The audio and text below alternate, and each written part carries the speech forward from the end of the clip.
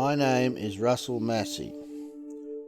I'm a fifth generation commercial fisherman in Lake Illawarra, New South Wales.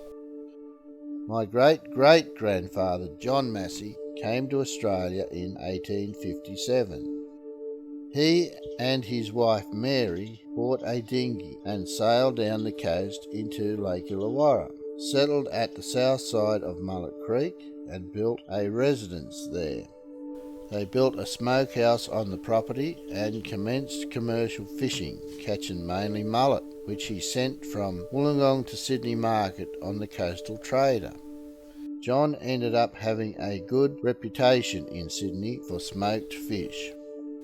When the family began to increase, John and Mary had 11 children. They bought a property at Primby and named it White Heath.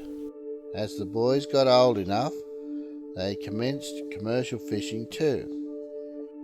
Joseph, who was my great-grandfather, ended up shifting to Berkeley, partly because the railway came into Unanderra.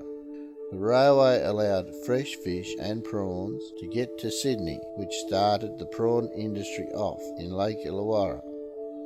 Back in the early days, prawning was a limited market, so catching prawns was seasonal, and once they started catching prawns in Sydney Harbour and Botany Bay, the agents at the time used to send telegrams down saying not to catch prawns.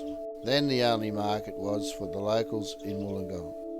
But over the years, as the population in Sydney and Wollongong grew, there was more and more demand for Lake Illawarra prawns. All the sons started fishing with their fathers, and at one stage there would have been 20 Masseys working the lake. My son and daughter, the sixth generation of Masseys, fish with me now, carrying on the tradition of the Masseys and Lake Illawarra.